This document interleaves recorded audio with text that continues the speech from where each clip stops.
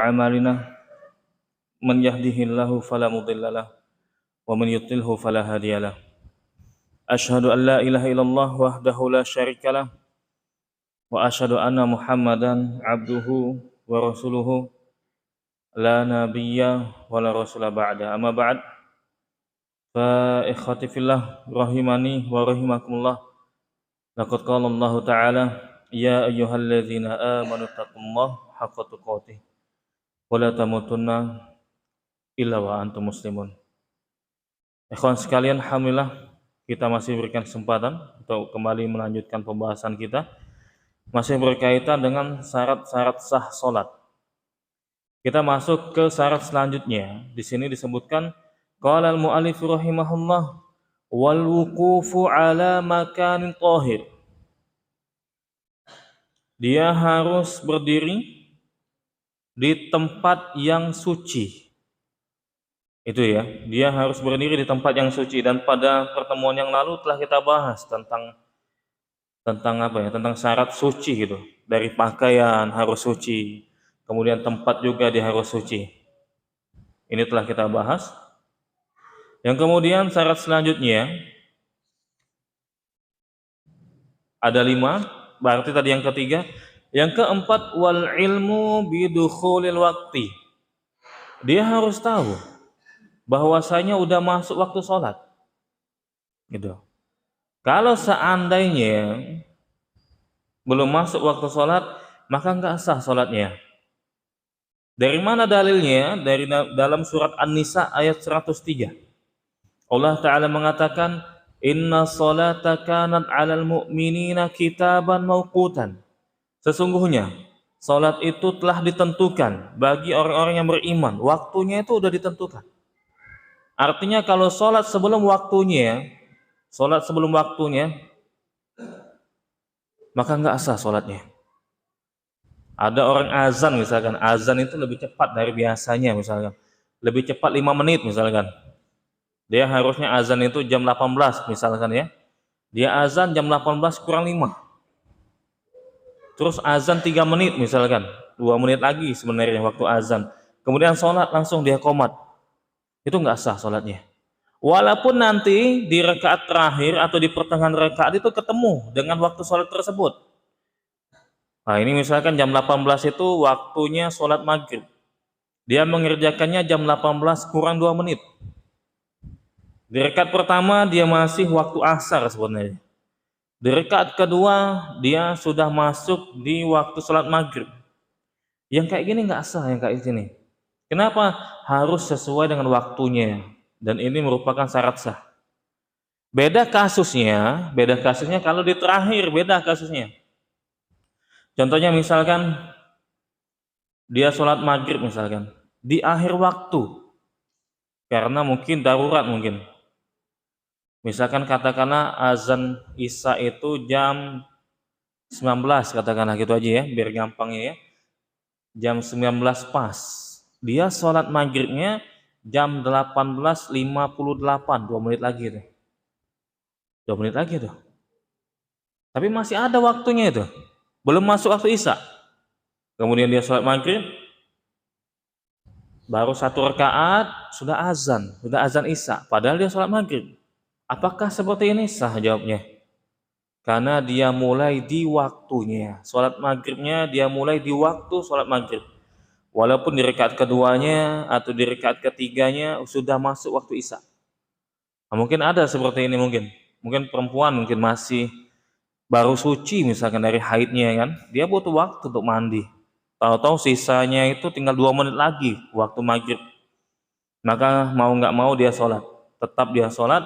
Adapun nanti belum selesai sholat maghribnya ternyata sudah azan isya, dia tetap melanjutkan. Dan dia tidak berdosa karena pada saat itu dia mendapatkan uzur. Allahu a'lam bishawab.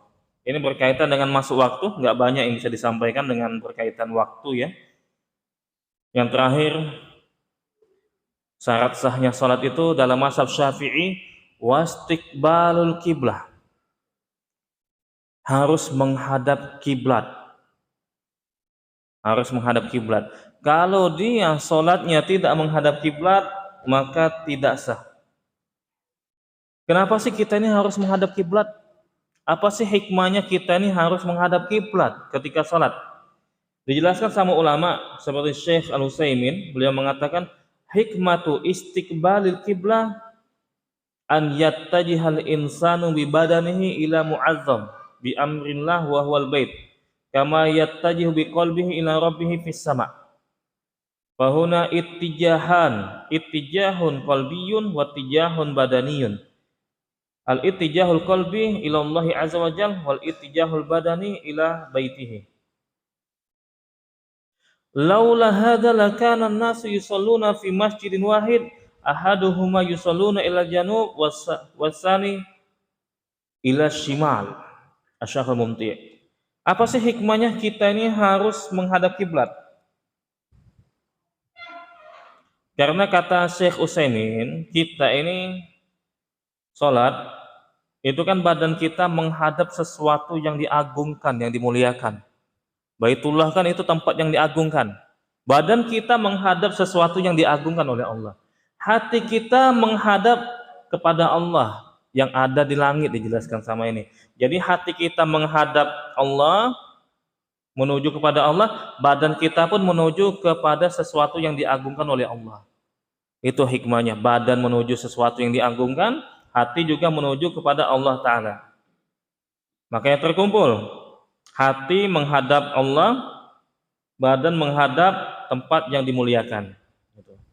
Katanya seperti ini, kalau seandainya nggak ada kiblat, bakalan kacau sholatnya nanti. Kacau sholatnya nanti.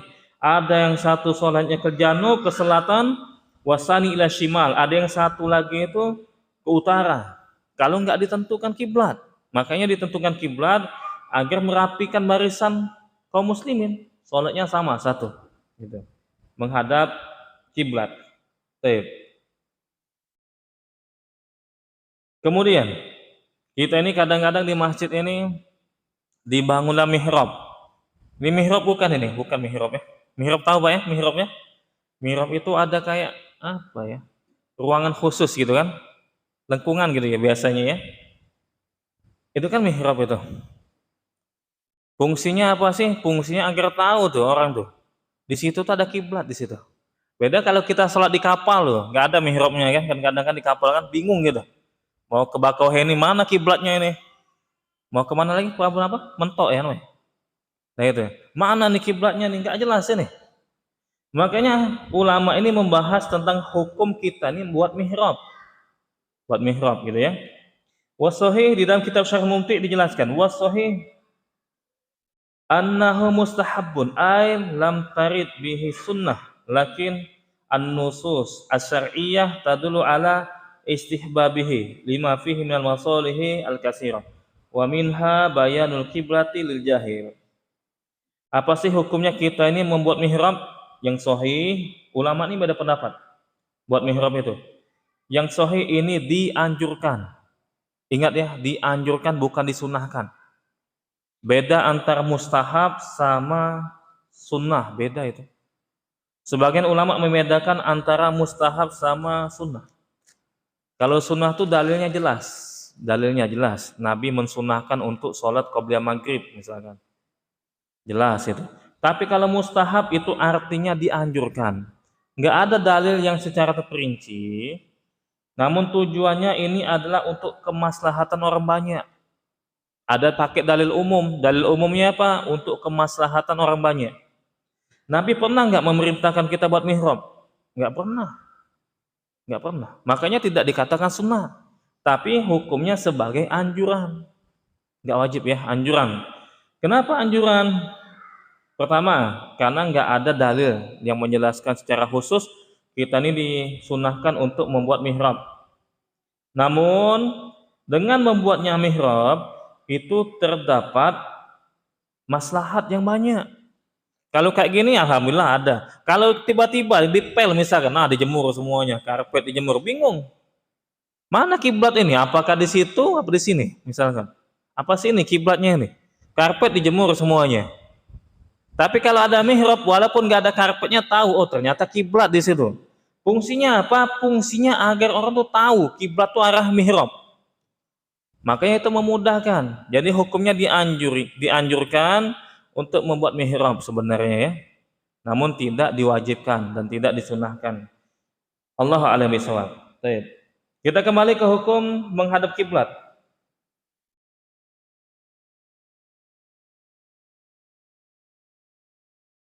Di sini dijelaskan menghadap kiblat itu ada dua jenis dalam menghadap kiblat ya. Man kana musyahidan lil Ka'bah, man lam yakun musyahidan lil Ka'bah. Kita ini kan sholat itu harus menghadap kiblat. Syarat sah sholat itu harus menghadap kiblat. Dalilnya apa? Dalilnya di dalam surat Al-Baqarah ayat 144. Qad nara taqalluba wajhika fis sama falanuwalliyannaka qiblatan tardoha fawalli wajhaka syatral masjidil haram. Gitu. Allah Ta'ala mengatakan di dalam surat An-Nisa ayat 103. Bukan An-Nisa, Al-Baqarah, maaf. Al-Baqarah ayat 144. Sesungguhnya kami telah melihat engkau telah memalingkan wajahmu ke arah langit.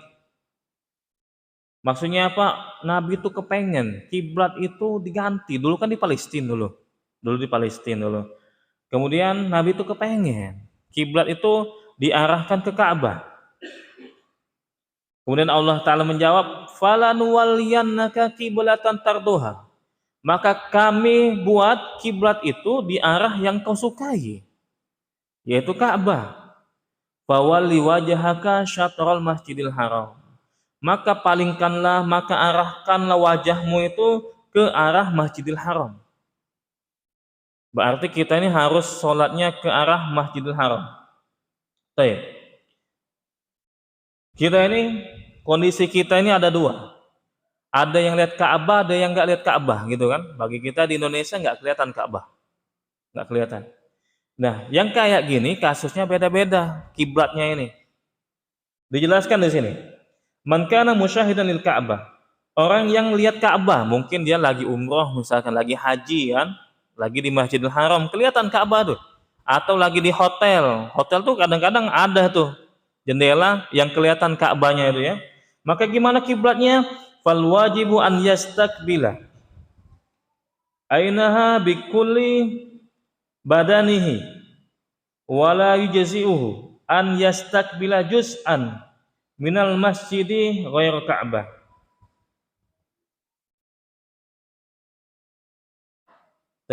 Maka wajib hukumnya badannya itu menghadap Ka'bah, wajib hukumnya. Kalau dia lihat pada saat itu Ka'bah. Wala yujzi'uhu an yastaqbila juz'an. Enggak boleh cuma sebagian, enggak boleh. Tahu ini Ka'bah nih misalnya, ini Ka'bah nih.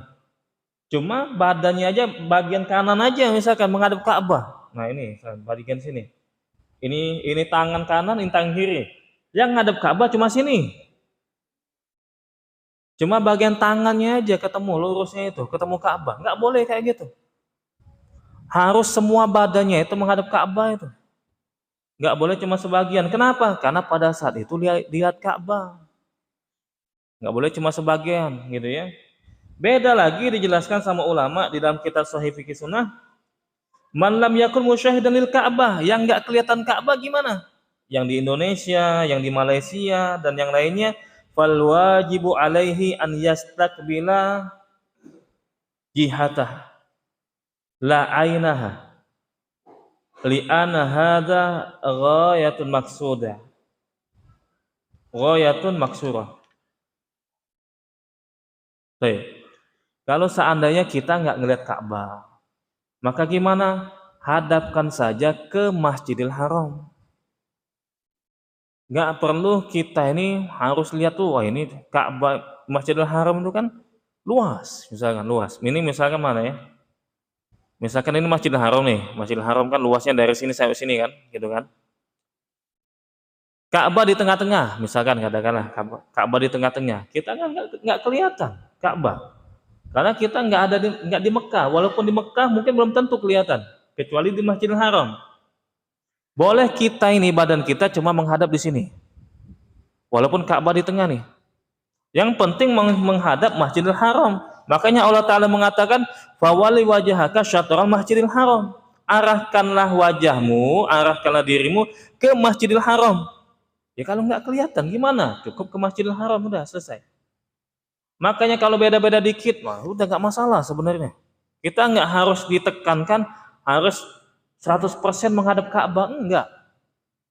Bagi yang nggak kelihatan, fawali wajhaka syatrul Masjidil Haram. Yang penting tahu nih, Masjidil Haram itu arahnya kemana? Miringnya 63 derajat itu udah ketemu sama Masjidil Haram misalkan. Udah selesai. Tapi kalau 60 derajat itu pas Ka'bah. Nggak masalah kita 63 miringnya apa? 63 derajat ya. Nah itu ya, miringnya nggak masalah. Karena kondisinya pada saat itu tidak melihat Ka'bah. Jadi dibedakan nanti. Ingat nanti kalau haji, kalau umroh, kalau kelihatan Ka'bah harus menghadap Ka'bah. Tapi kalau nggak kelihatan Ka'bah, walaupun masih berada di Mekah, mungkin hotelnya agak jauh misalkan gitu ya, hotelnya agak jauh nggak kelihatan Ka'bah, ya sudah. Yang penting tahu arah Masjidil Haram misalkan ke kanan, ya udah ke kanan situ udah. Allah a'lam bishawab. Baik. Nah, mana ini? Kemudian kita ada kasus ini, kita kan harus menghadap Ka'bah. Kita nggak kelihatan. Di Indonesia ini nggak kelihatan Ka'bah, kecuali kalau ditempel foto Ka'bah. Lain lagi nggak berlaku hukumnya itu ya. Idza kana min ghairi ahli ijtihad fil hadar wastanada ila qawli sahibil bait wa tabayyana anna qawla sahibil baiti khata' as-sahih annahu la yu'id li anna hadzal insana istanada ila khabarin thiqah wa fa'ala ma yajibu alaihi wa man fa'ala ma yajibu alaihi fa innahu la i'adata alaihi kama law aftahu muftin bi hukmin fatabayyana khata'uhu fihi. Ada masalah misalkan, masalah tentang kiblat ya. Kiblat.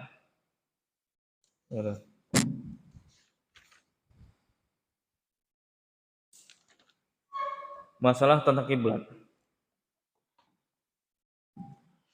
Lagi main tempat kawan. Atau lagi ke kantor katakanlah. Kita nggak tahu kiblat itu di mana. Ini masalahnya. Nanya sama kawan. Kawan misalkan bahasa kita itu ya. Kiblat itu di mana? Oh, sana kanan. Tahu-tahu salah. Nah, gimana? Tahu-tahu salah itu kawan itu. Padahal kan kita percaya sama dia. Dia orang sana misalkan. Kita lagi main misalkan di mana misalkan di Indralaya situ misalkan ya.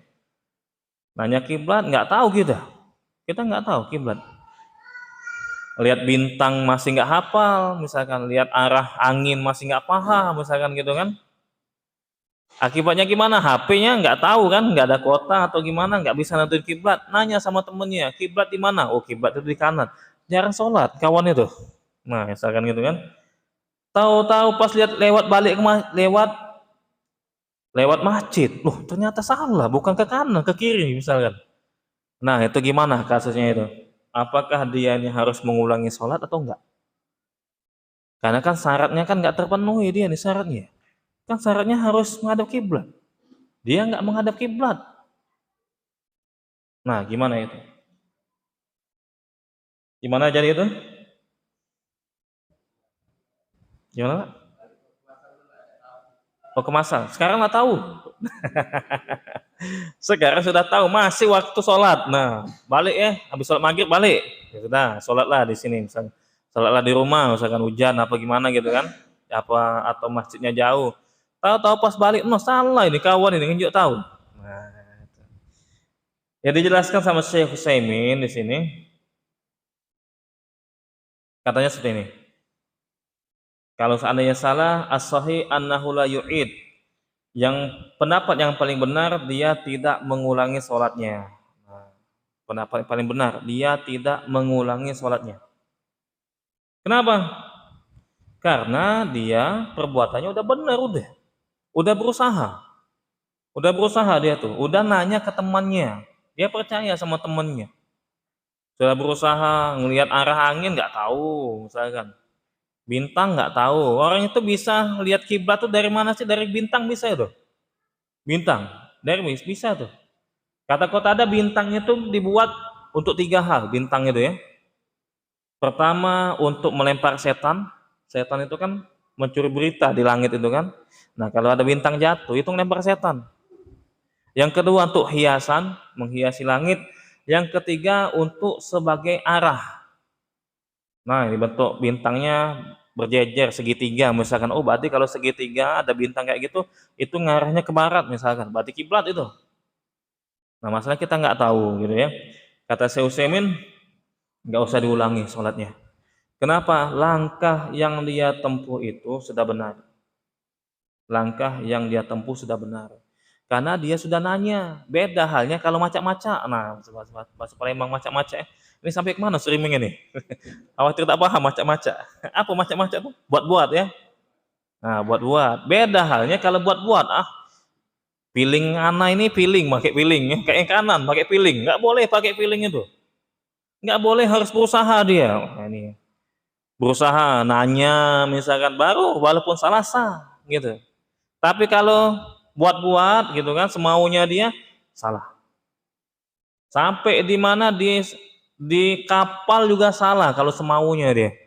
Ah, terserah lah yang penting sholat. Oh, yang penting sholat.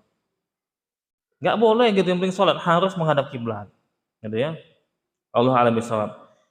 Kesimpulannya khulasatul mas'alah, kesimpulannya yang pertama,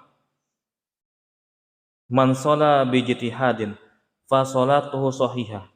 Sawa'un akhtoha am asaba wa sawa'un fis safar am fil hadr 'ala al-qawli rajih. As-sani idza shala bi ghairi ijtihadin wala taqlidin fa in akhta'a a'ada wa in asabah lam yu'id 'ala sahih. Syekh Al-Utsaimin menjelaskan seperti ini. Kata beliau, kesimpulannya rumusnya seperti ini, rumusnya ya. Kalau orang salat dan menghadap kiblat ini sudah dengan berusaha dia untuk mencari kiblat. Dia udah berusaha untuk mencari kiblat. Maka sholatnya tuh sah. Entah itu benar atau salah. Yang penting dia berusaha. Kuncinya dia berusaha dulu. Berusaha nyari-nyari orang lain, misalkan nggak ada ini orang lain, misalkan. Atau lihat HP, oh ternyata sini misalkan. Tahu-tahu HP-nya salah misalkan. Gangguan apa koneksi misalkan gimana gitu ya. Yang penting tolak ukurnya yang jadi acuan dia ada usaha nggak sih untuk mencari kiblat. Kalau nggak ada usaha nggak sah. Nah kalau seandainya dia udah berusaha nih untuk menentukan arah kiblat, ternyata benar, ya sudah alhamdulillah. Atau ternyata salah, ya, dimaafkan, tetap diterima sholatnya itu ya. Sama saja itu ketika safar atau ketika mukim sama aja kondisinya. Karena orang itu kadang-kadang bingung ketika safar, ada lagi safar misalkan naik pesawat bingung, nah mana misalkan, atau lagi naik kapal bingung mana ini arah kiblat, atau lagi mukim bingung dia, bukan masjid dia misalkan, masih wilayah kota dia tapi di ujung misalkan, dan ternyata salah, yang penting sudah berusaha maka dianggap sah salatnya. Yang kedua, idza shalla bi ghairi ijtihadin wala taqlidin. Kalau seandainya dia nih salat kemudian menentukan arah tanpa ada usaha, pakai feeling aja, itu bukan usaha tuh, feeling ana nih kayaknya kanan ini misalnya. Kenapa? Banyak burung walet ke sana misal arah burung walet, nah itu. Kan pakai feeling gitu kan. Atau dia nggak ngikuti orang lain, dia udah atau nggak berusaha tapi nanya. Cuma nanya aja, "Pak, kiblat di mana, Pak?" Gitu kan. Oh, ternyata kata Bapak tadi kanan misalkan, tahu-tahu salah gitu kan. Yang penting dia ada usaha menentukan atau taklid, ngikutin orang lain. Ngikutin orang lain. Nah, ada orang sholat. Oh, ngadap ke kanan sholat, tahu-tahu salah misalkan. Nah, kalau seperti ini, fa in akhta'a a'ada wa in asaba lam yu'id ala sahih. Kalau seandainya salah, dia harus mengulangi sholatnya. Kata Syekh Utsaimin. Kenapa? Karena nggak berusaha. Dan kalau seandainya benar, dia nggak mengulangi sholatnya. Karena udah benar, syaratnya udah terpenuhi. Dia menghadap kiblat. Allah a'lam bishawab. Baik. Di sini dijelaskan Syekh Abu Suja menjelaskan, Al-Imam Abu Suja menjelaskan, wa yajuzu tarkul kiblati fi halatain, fi syiddatil khaufi wa fi nafilati fi safari ala rahilah.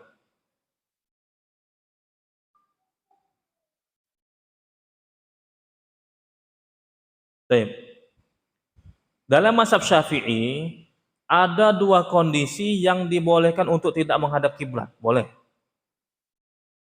Kalau dia mengalami salah satu dari dua kondisi seperti ini, boleh dia tidak menghadap kiblat. Yang pertama apa? Fi syiddatil khaufi. Karena situasi sangat menakutkan, sangat mencekam. Apa kondisinya? Perang katakanlah. Perang misalkan gitu kan, atau lagi bencana, lagi bencana. Banjirnya itu nggak berhenti-berhenti misalkan. Ini kondisi yang menakutkan. Apa aja? Yang penting kondisi menakutkan. Kondisi mencekam pada saat itu, maka dibolehkan untuk tidak menghadap kiblat. Misalkan lagi perang misalkan, kiblat harusnya arah kanan. Musuh belakang dia, gimana tuh? Pokoknya tetap ada kiblat. Kena dia, gitu kan? Nggak apa-apa dia menghadap membelakangi kiblat karena kondisinya pada saat itu sedang mencekam. Gitu. Yang kedua, wa fin nafilati fis safari ala rahilah, yaitu kondisi ketika safar dan sedang sholat sunnah, boleh tidak menghadap kiblat. Boleh tidak menghadap kiblat dan dia pada saat itu sedang naik kendaraan. Boleh itu. Kita lagi safar misalkan pakai mobil, kadang-kadang pakai travel atau pakai kereta misalkan. Mau sholat duha boleh nggak? Boleh, nggak masalah. Mau sholat duha itu kan sholat sunnah itu. Nah, ternyata arah keretanya atau arah kendaraannya membelakangi kiblat. Boleh nggak dia sholat sunnah? Boleh, nggak masalah. Walaupun dia tidak menghadap kiblat. Yang penting ini sholat sunnah. Ingat, sholat sunnah, bukan sholat wajib. Beda kalau sholat wajib ya. Kalau sholat sunnah, lagi safar dan di atas kendaraan, boleh tidak menghadap kiblat dari awal, boleh tidak menghadap kiblat. Beda kasusnya kalau sholat wajib. Nah, sholat wajib di mana misalkan di atas kapal misalkan, kapal tuh luas misalkan gitu ya, harus menghadap kiblat dulu. Walaupun nanti kapalnya itu belok, nggak masalah. Yang penting awalnya itu harus menghadap kiblat awalnya. Walaupun nanti ujung-ujungnya belok nanti ini, nggak masalah. Yang penting awalnya harus menghadap kiblat. Beda lagi kasusnya kalau kapalnya kecil. Nah, kapal kecil apa? Perahu. Pakai perahu kan? Boleh nggak dia tidak menghadap kiblat? Boleh kalau situasi sangat mencekam. Arah ombak itu bahaya misalkan kalau menghadap kiblat. Sementara dia harus sholat wajib, nelayan telantar misalkan gitu kan. Tahu-tahu sudah di Filipina misalkan. Nah, misalkan pakai perahu kecil misalkan. Misalkan kalau seandainya ada kasus seperti ini artinya serupa ya, maka situasi pada saat itu mencekam itu. Dia boleh tidak menghadap kiblat walaupun itu sholat wajib. Kalau dia khawatir, ini kalau ngadap ke kanan bahaya itu. Berlawanan dengan ombak misalkan. Boleh juga sholat sambil duduk, boleh. Kata Nabi kalau sholat di kapal takut tenggelam sudah sholat sambil duduk, nggak masalah. Walaupun sholat wajib. Ingat sholat wajib itu rukunnya itu salah satunya harus berdiri dia. Namun kalau ada kondisi yang mendesak, maka boleh dia itu sholat sambil duduk kalau kondisinya mendesak. Allah a'lam bishawab. Ulama menjelaskan ada tambahan lagi.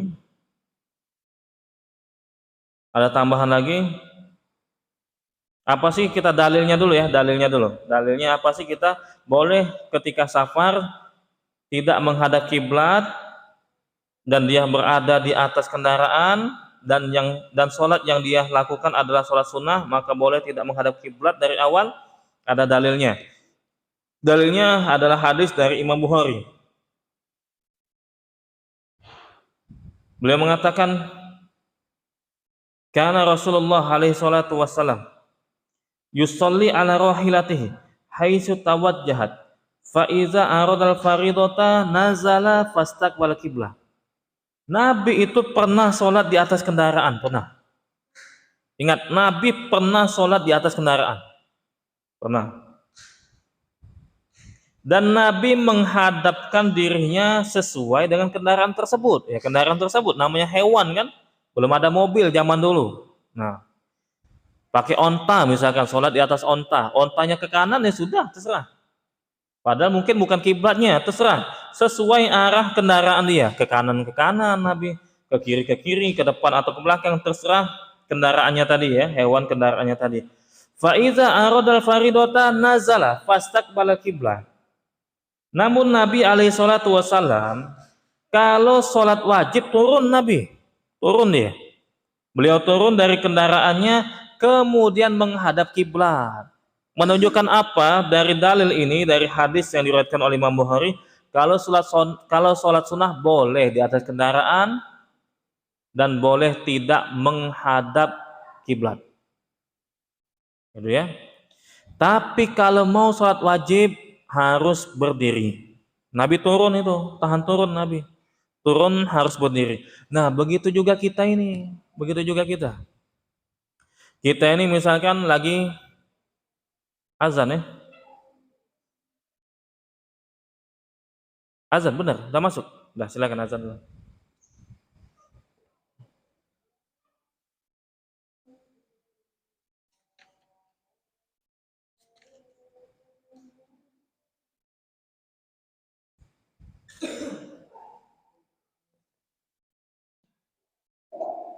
Allahu Akbar, Allahu Akbar. Allahu Akbar.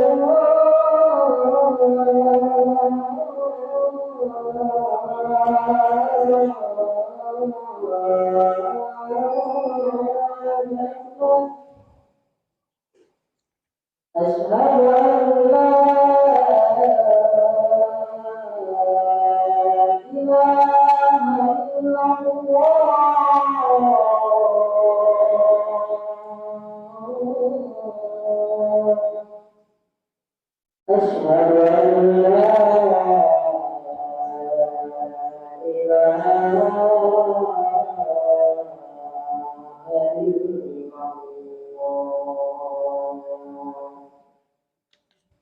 Asyhadu an la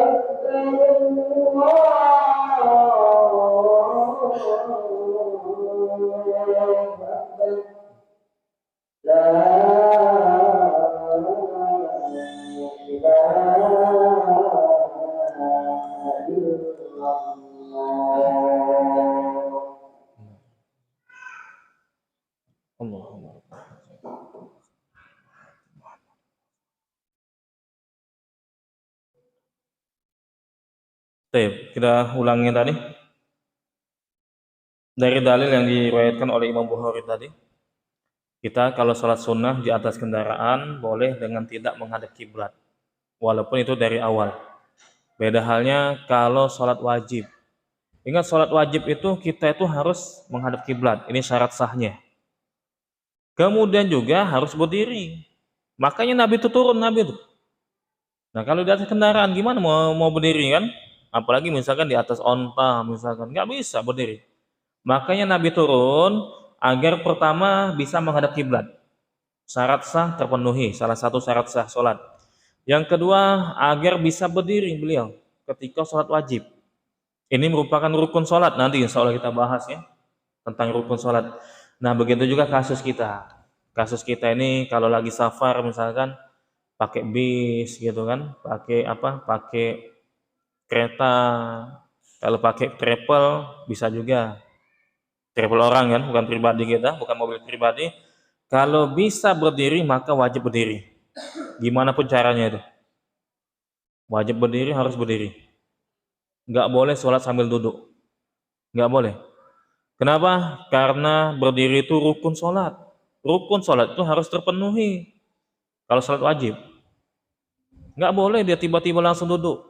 Udah tahu kata sopirnya nanti sebentar lagi, setengah jam lagi kita ini mau berhenti nanti di musola atau di rumah makan, di situ ada musola.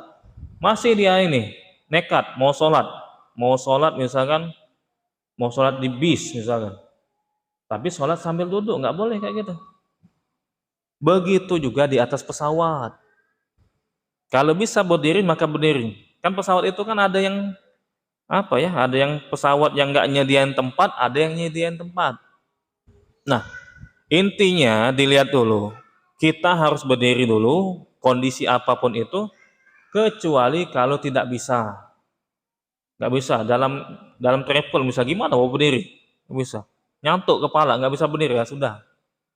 Tapi kalau masih bisa berdiri, misalkan di kapal, di pesawat, dan yang lainnya harus berdiri. Karena kata Nabi alaihissalam, "Sholli qa'iman, fa ilam tastati fa qa'idan, fa ilam tastati fa ala janbin." Kalian tuh sholatlah sambil berdiri, sholatlah sambil berdiri. Nah itu.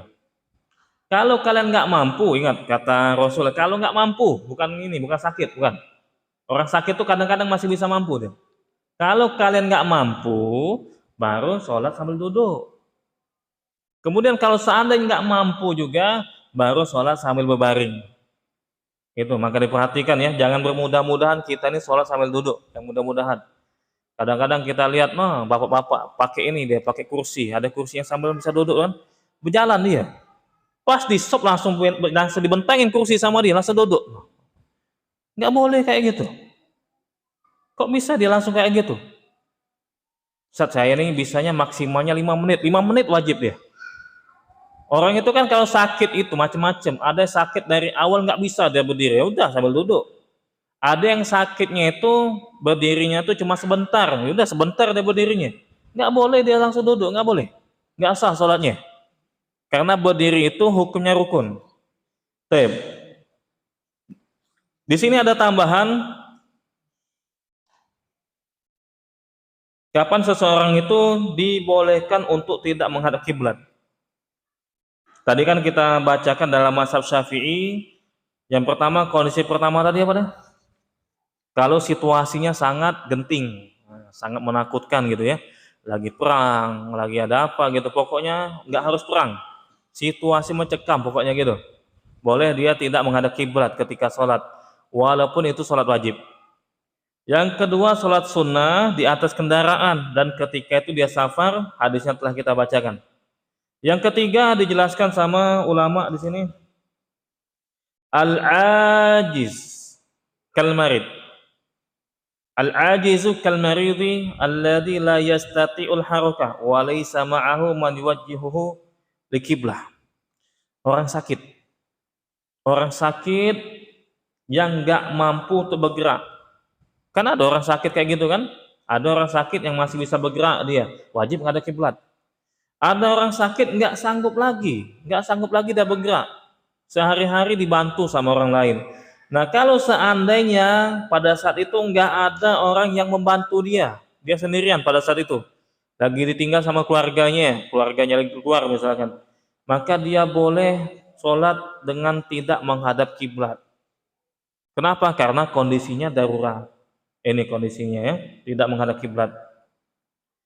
Yang keempat, man khafiyat alaihil kiblatu fajtahada fasala ila ghairiha. Yang ini telah kita jelaskan, namun kita ulangi. Kalau seandainya kiblat itu nggak tahu deh arahnya di mana, nggak tahu. Namun kemudian dia telah berusaha untuk mencari arah kiblat. Kemudian sholat dan ternyata salah sholatnya karena tidak menghadap arah kiblat, maka ini dimaafkan, dibolehkan dan dianggap sah sholatnya. Allah a'lam bishawab. Saya mau lanjut ke tentang rukun sholat, cuma tanggung ya, nanti aja insya Allah ya rukun ya. Rukun sholat ini ada 18. Nah, ada 18 dalam mazhab Syafi'i. Salah satunya niat. Niat, kemudian qiyam ma'al qudrah, berdiri ketika mampu ya. Khusus masalah niat insya Allah kita jelaskan tentang hukum membaca niat. Nah, usoli. Masih pakai enggak? Usoli apa? Fardu maghribi gitu ya. Salah sarokaatin mustaqbil kiblati adaan imaman atau makmuman lillahi taala. Masih hafalan. Karena ujian dulu pas sekolah. Masih hafal ya. Nanti insya Allah kita jelaskan dalam mazhab Syafi'i itu pandangannya seperti apa. Nanti ya mudah-mudahan pada pertemuan selanjutnya kita bahas rukun sholat dan yang pertama yang kita bahas tentang niat. Allah a'lam bishawab. Insyaallah setelah sholat Isya ini ada sesi tanya jawab. Wassallallahu ala nabiyina Muhammad wa ala alihi washabihi ajmain. Wassalamualaikum warahmatullahi wabarakatuh.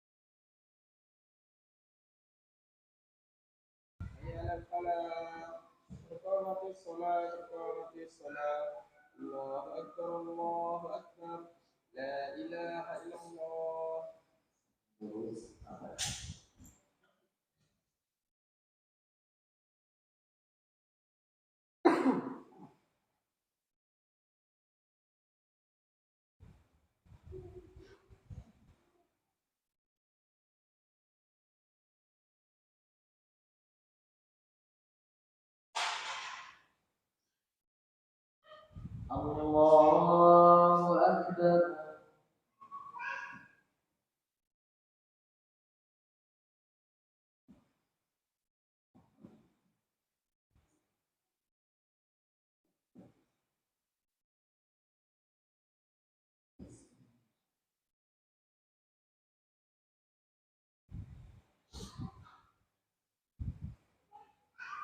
Alhamdulillahi Rabbil Alamin. Ar-Rahmanir Rahim. Maliki Yawmiddin. Iyyaka na'budu wa iyyaka nasta'in. Ihdinas siratal mustaqim. Siratal ladzina an'amta 'alaihim ghairil maghdubi 'alaihim waladdallin.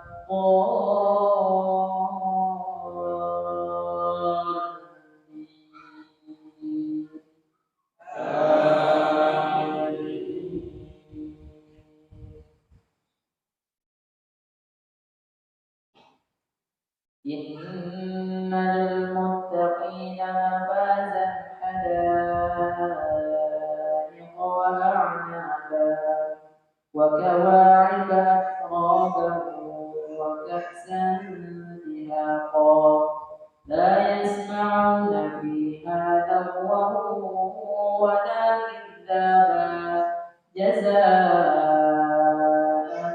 من ربك عطاء حسابا رب السماوات والأرض وما بينهما الرحمن لا يملكون منه خطابا يوم يقوم الروح والملائكة صفا لا يتكلمون إلا من أذن له الرحمن وقال صوابا ذلك اليوم الحق فمن شاء اتخذ إلى ربه مآبا إنا أنذرناكم عذابا قريبا يوم ينظر المرء ما قدمت يداه ويقول الكافر يا ليتني كنت ترابا.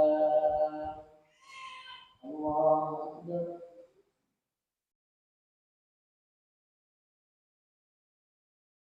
سمع الله لمن حمده. الله أكبر.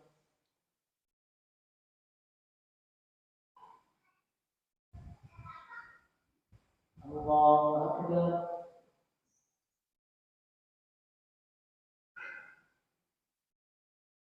الله أكبر.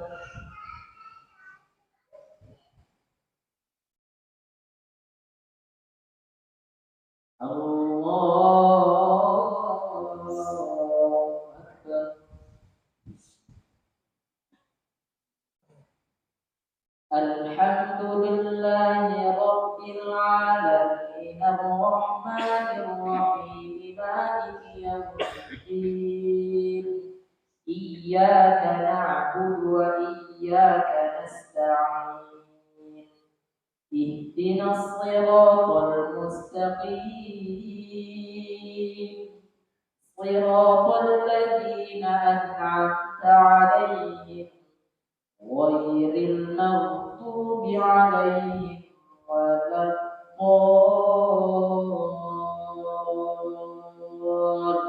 الضالين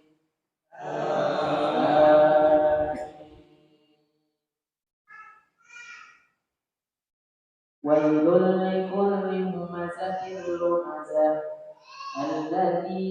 الذي جمع مالا وعدده يحسب أن ماله أخلده كلا لينبذن في الحطمة وما أدراك ما الحطمة نار الله الموقدة التي تطلع على الأفئدة إنها عليهم مؤصدة في عمد ممددة الله أكبر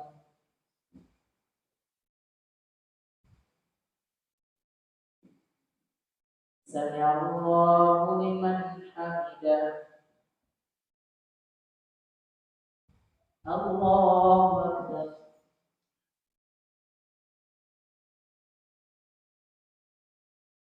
الله أكبر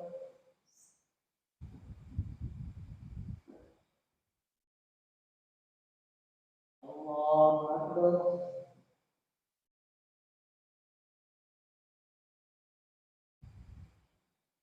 الله أكبر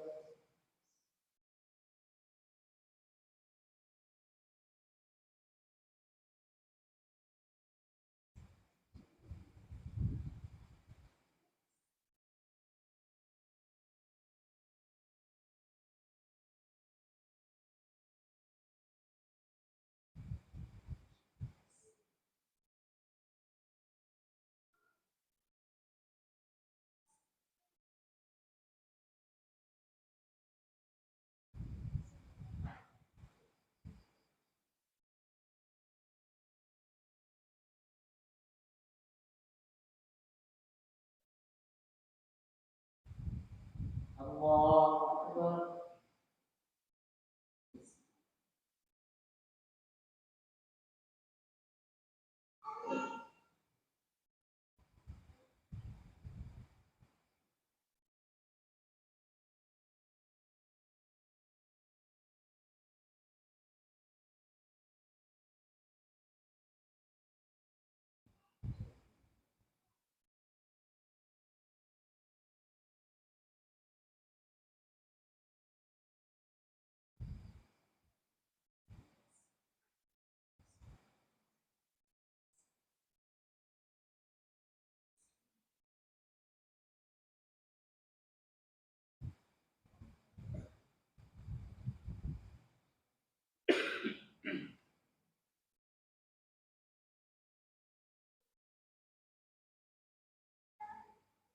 الله أكبر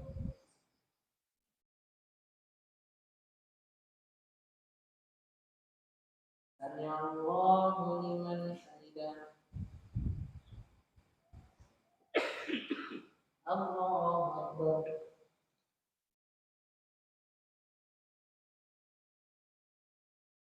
الله أكبر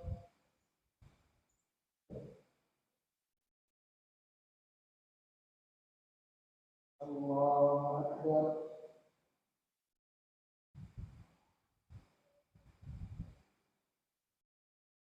الله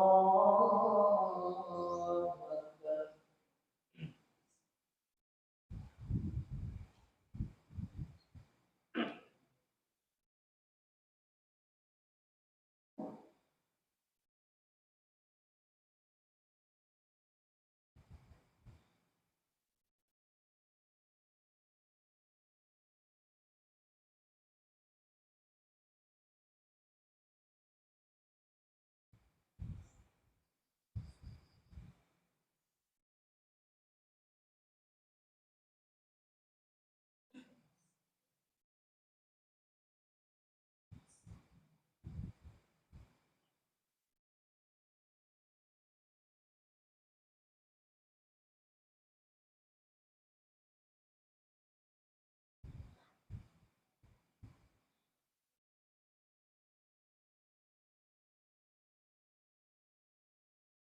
الله أكبر.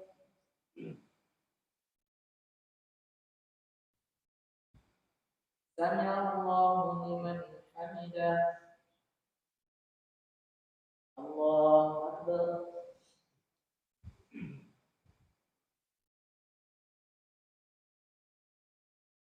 الله أكبر. الله أكبر.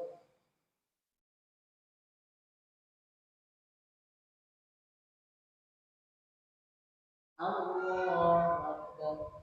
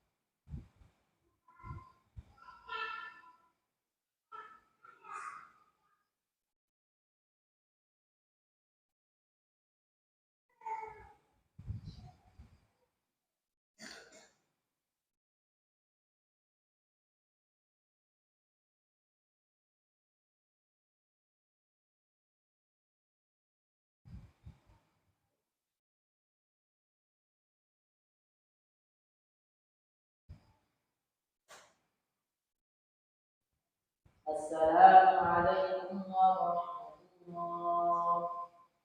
السلام عليكم ورحمة الله.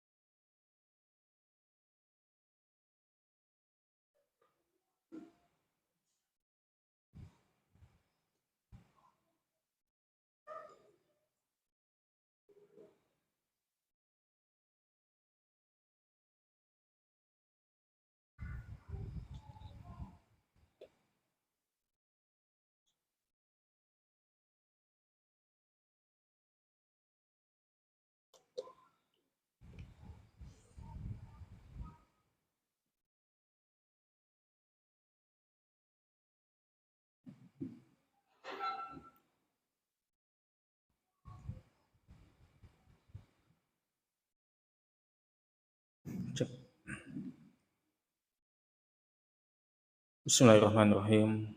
Assalamualaikum warahmatullahi wabarakatuh. Alhamdulillahirabbil alamin wa bihi nasta'inu ala umuri dunya waddin wa nusalli wa nusallim ala nabiyyina Muhammad wa ala alihi wa sahbihi ajma'in. Amma ba'd. Ikhwati fillah wa akhwati fillah rahimani wa rahimakumullah. Kita masuk ke sesi tanya jawab. Silakan jika ada pertanyaan.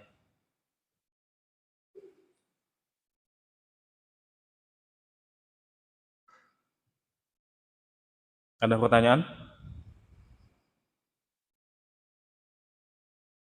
Nggak ada. Oh ya, silakan. Ya.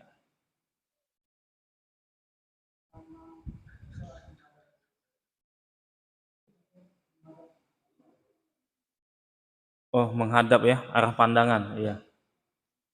Lebih utama mana? Apakah kita menghadap ke tempat sujud? Atau kita menghadap kemana gitu ya ketika sholat? Iya. Memang ada pendapat kita ini dianjurkan untuk sholat menghadap tempat sujud. Ada pendapat seperti itu. Namun sebagian ulama mengkritik pendapat ini karena berdasarkan hadis yang tidak sahih gitu ya, sebagian pendapat. Maka Allah alam, mana yang paling abdul, apakah kita melihat tempat sujud kita atau di luar tempat sujud kita? Jawabannya mana yang paling khusyuk. Karena memang hadisnya itu memang ada, tapi dikomentari sama ulama, dikritik, hadisnya itu dhaif, gitu kan? Jadi bagaimana? Silakan lihat yang mana yang bisa kita ini lebih fokus sholatnya, lebih khusyuk. Bisa dengan melihat ke tempat sujud, bisa. Atau melihat ke arah pandangan depan, lihat baju, nah khusyuk. Ada tulisannya baju itu, nah baca misalnya. Allah alam, jadi bebas jawabannya, bisa ke tempat sujud atau di luar tempat sujud yang kita lihat, tergantung mana yang bisa membuat kita lebih khusyuk. Allah alam bishawab. Itu ya. Jangan mejam, jangan mejam. Sebagian ulama memakruhkan, sebagian ulama walaupun itu katanya bisa lebih khusyuk. Kenapa? Karena ini menyerupai ibadahnya ahli kitab. Ahli kitab itu ibadahnya itu dengan memejamkan mata.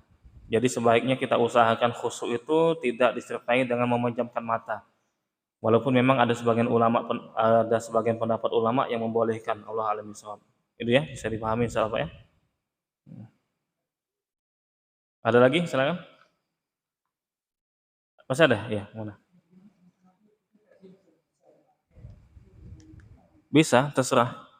Karena nggak ada dalil yang sahih sebenarnya yang ini, yang bisa dijadikan sandaran ya, jadikan acuan. Boleh. Boleh kita lihat ke mana tempat sujud, boleh, ke arah depan boleh, asal jangan ke atas. Nah, kalau ke atas haram hukumnya itu. Gitu ya. Allah alam bishawab. Bebas jadi. Ya, itu Pak ya, bisa dipahami insyaallah ya. Ya, kita baca dulu pertanyaan dari Ahmad ini.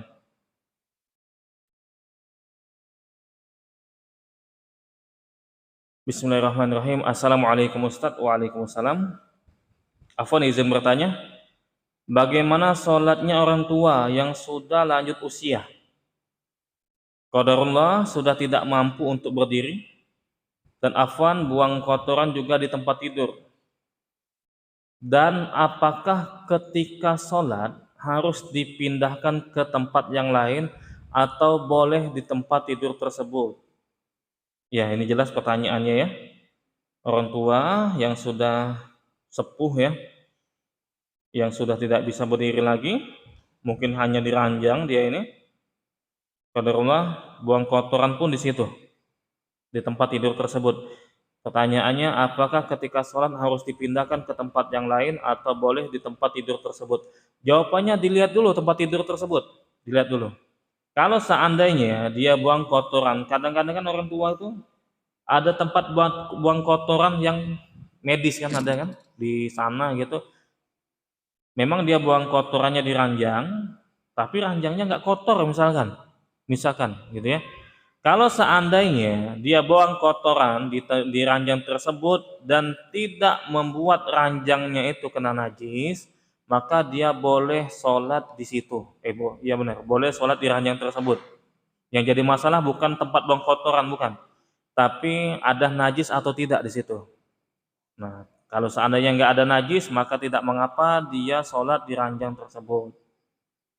Jadi masalah kalau seandainya di situ ada najis, maka dipindahkan ke tempat yang suci. Ingat najis itu kan bisa dibersihkan sebenarnya. Dibersihkan aja solusinya. Tanpa harus memindahkan orang tua tadi yang sudah tua tadi ya, nggak harus memindahkan. Walaupun ada najis sebenarnya dibersihkan udah selesai masalahnya. Najis itu dibersihkan, nggak harus baunya tuh hilang. Yang penting fisiknya tuh udah nggak ada lagi, udah selesai. Walaupun kadang-kadang baunya masih nempel tuh nggak masalah. Yang penting najisnya udah nggak ada di situ lagi, walaupun baunya, aromanya itu masih ada di ranjang tersebut. Allah alim bisawab. Bisa dipahami sampai sini ya? Bisa ya, insyaallah ya? Ya ada lagi pertanyaan? Silakan.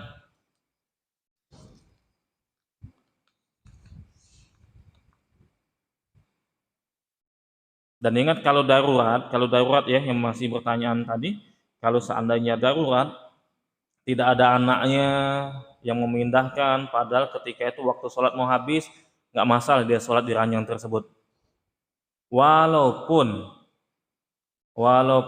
ada kotoran di situ, karena kondisinya darurat.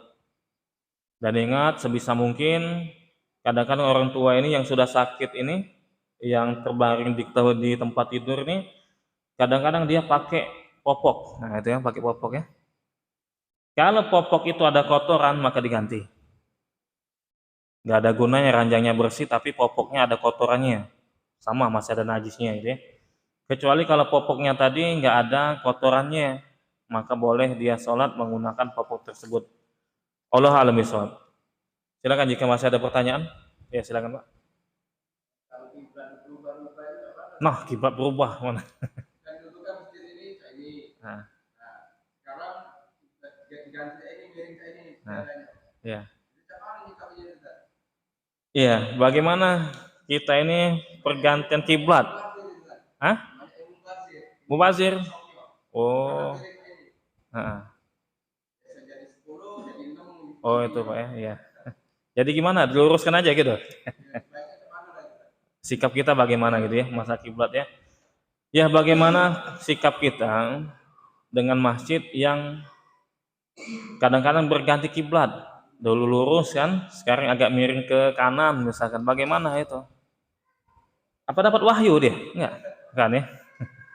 Ya kadang-kadang kan kita ini kondisi tanah kita ini kan berubah kadang-kadang. Mungkin gempa bumi misalkan. Gempa bumi itu kan kadang-kadang bisa menyebabkan berubah letak, berubah arah gitu kan.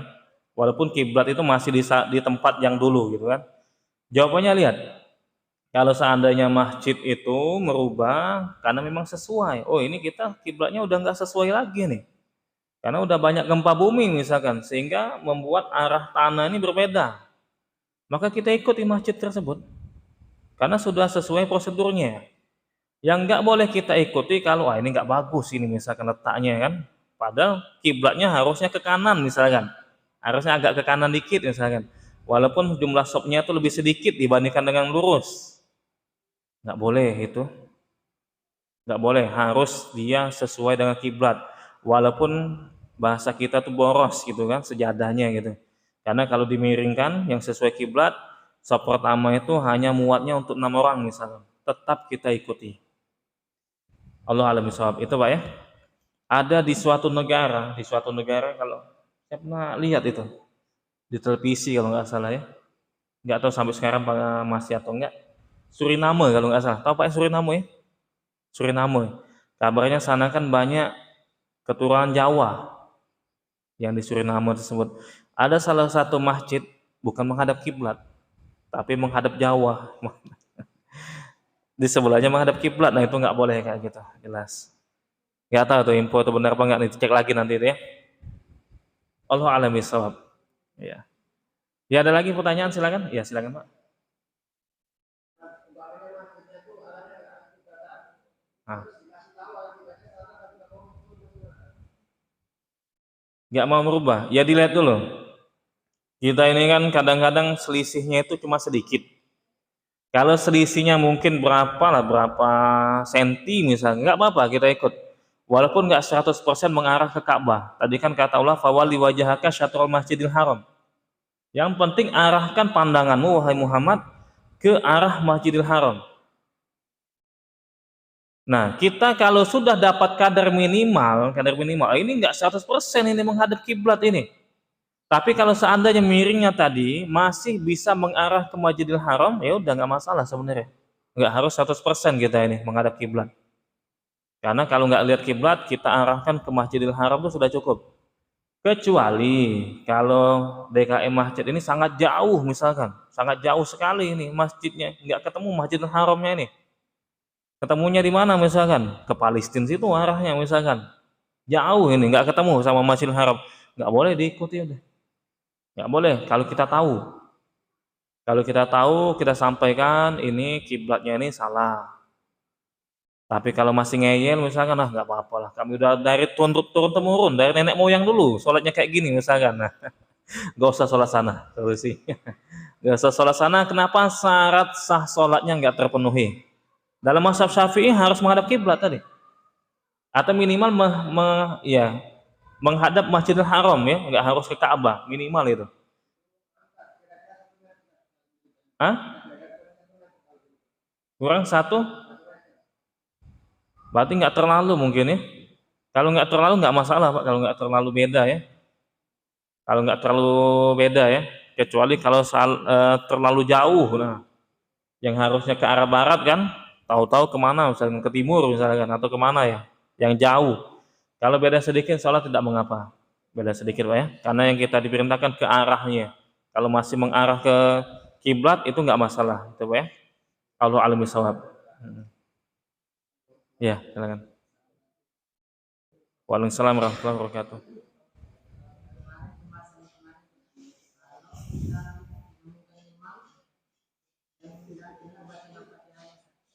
Ya.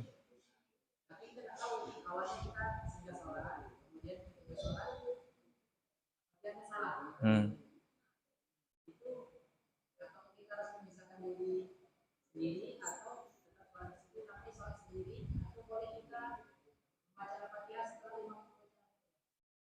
Iya, bagus pertanyaannya. Kita sholat di tempat orang ya.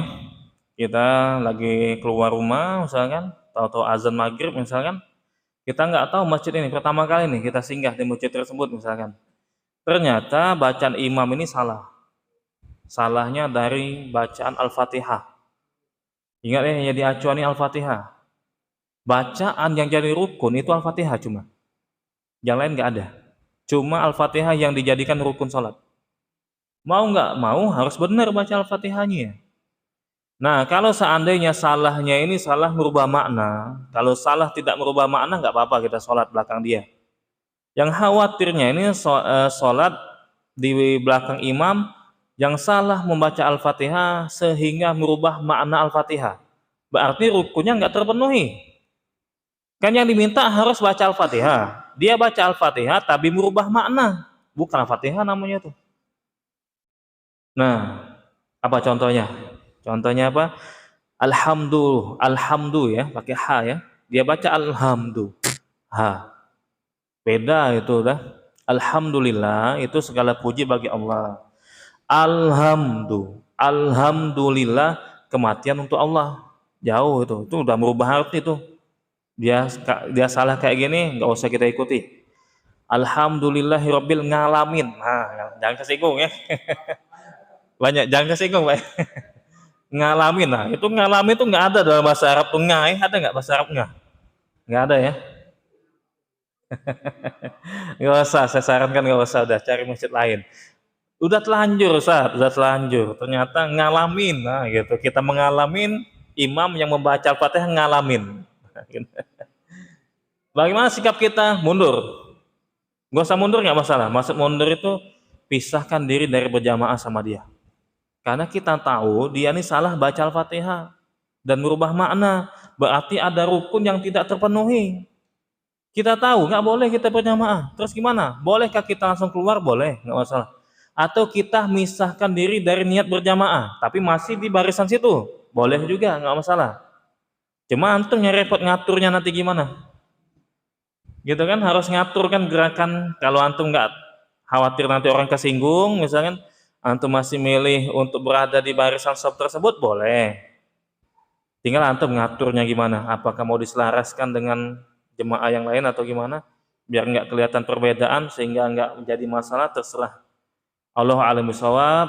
Boleh semuanya, boleh langsung keluar juga boleh, boleh masih di shop tersebut namun dia niatkan untuk memisahkan berjamaah, itu boleh juga sesuai dengan maslahatnya.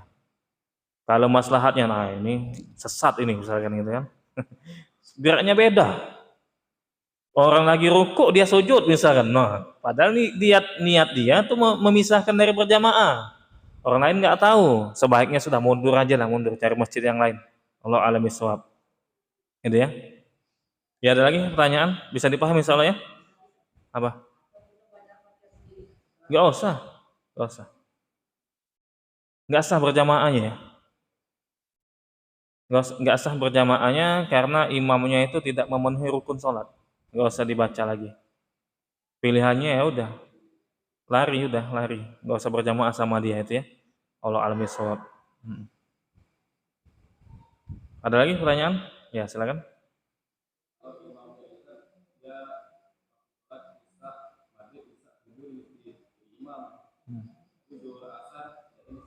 Hmm. Tahu apa?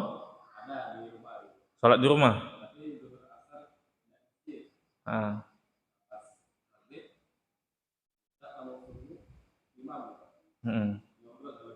Gitu. Sholat jahriyah dia imam gitu ya.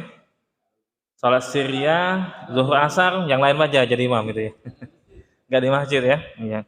Nah terus gimana? Menyikapi imamnya. Ya ini ya kita.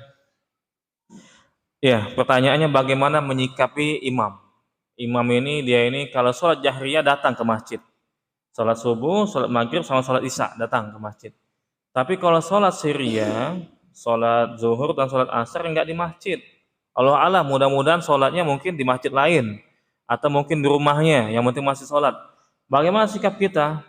Ya sikap kita masih boleh berjamaah sama dia, nggak masalah, masih boleh. Kenapa? Karena memang mungkin dia ini mengikuti pendapatnya mazhab Syafi'i. Dalam mazhab Syafi'i dalam kitab ini hukum berjamaah itu sunnah hukum itu. Mau datang ke masjid itu sunnah hukum itu. Dalam mazhab lain yang mengatakan wajib. Mazhab Hambali yang mengatakan wajib. Gitu ya. Ala kulli hal, walaupun seandainya dia ini lebih memilih pendapat yang mengatakan sunnah ke masjid, gitu ya. Namun sebaiknya tetap datang ke masjid sebenarnya. Yang ngaku umat Nabi itu harusnya datang ke masjid karena malu sama Nabi. Ngaku cinta sama Nabi tapi sholat di rumah. Yang laki-laki ya, yang perempuan kata Rasul, wa buyutuhunna khairun lahunna. Kalau perempuan sholat di rumah lebih afdal. Bagi yang laki-laki jelas sepakat ulama. Laki-laki lebih afdal di rumah, tapi ulama beda pendapat. Lebih afdal di rumah, lebih afdal di masjid, tapi ulama beda pendapat apa hukumnya. Laki-laki sholat di masjid, ada yang mengatakan wajib, ada yang mengatakan sunnah. Katakanlah dia milih pendapat yang sunnah dalam mazhab Syafi'i, datang ke masjid. Tapi harusnya malu sama Nabi. Nabi itu benci sama laki-laki yang sholat di rumah. Ada hadisnya itu. Nabi pengen bakar, ada niat pengen bakar rumah laki-laki yang sholatnya di rumahnya. Nggak sholat di masjid. Nah itu aja, pikirkan itu aja. Pikirkan itu aja, yang ngaku cinta sama Nabi, berarti dia melakukan sesuatu hal yang dibenci sama Nabi. Nah itu yang pertama.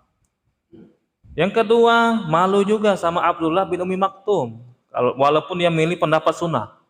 Abdullah bin Umi Maktum ini sahabat. Gak bisa lihat dia. Gak bisa lihat dia.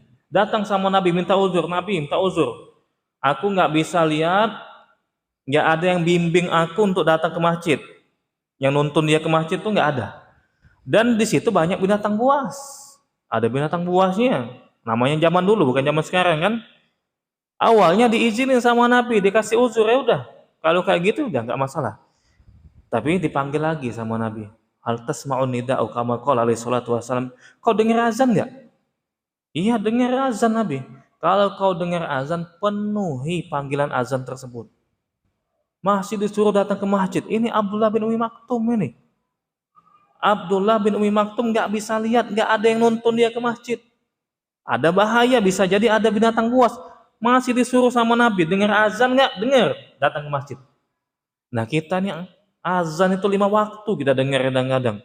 Nggak datang ke masjid, malu sama Abdullah bin Umi Maktum. Kita ini, ayolah ikhwah, jasad kita ini akan ditanya, jasad kita.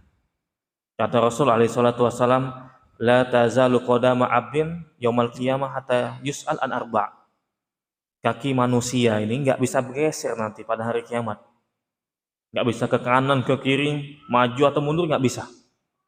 Kecuali kalau telah ditanya 4 hal. Salah satu yang ditanya an jismihi fima ablah. Tentang badannya ditanya. Dia gunakan sampai tua tuh untuk apa?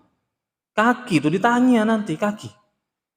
Apakah dia gunakan untuk melangkah ke masjid atau enggak? Atau digunakan untuk maksiat? Ditanya itu. Nah kadang-kadang orang datang ke masjid banyak alasan. Saya nggak mau datang ke masjid, banyak alasan. Capek saya nih, capek. Gilir diajak sepedaan bareng, mau. Ayo kita mau sepedaan. Katanya capek diajak ke masjid gitu kan. Jauh masjid itu, jalan 200 meter, 200 meter jauh. Yuk jalan pagi kita, 2 kilometer. Aduh, siap. Ini masalahnya bukan nggak sanggup, tapi nggak mau. Nah jadi, ayo ikhwah, katakanlah kita lebih memilih pendapat ulama yang mengatakan sunnah, ya. Tapi ingat, harusnya kita malu kalau kita ini mengaku cinta sama Nabi. Karena Nabi nggak suka umatnya itu bagi yang laki-laki untuk sholat di rumah. Allah a'lam bishawab. Ya kita maklumin aja, mungkin dia milih pendapat yang sunnah tadi ya, nggak masalah itu. Allah a'lam bishawab. Tetap boleh berjamaah sama beliau. Ada lagi pertanyaan? Nggak ada lagi pertanyaan? Cukup ya, insyaallah ya. Ya, insyaallah kita masuk ke niat nanti insyaallah pada kesempatan yang akan datang. Semoga ini bermanfaat bagi kita semua. Wassallallahu ala nabiyina Muhammad wa ala alihi washabihi ajma'in. Subhanakallahumma bihamdika asyhadu an la ilaha illa anta astaghfiruka wa atubu ilaik. Wassalamualaikum warahmatullahi wabarakatuh.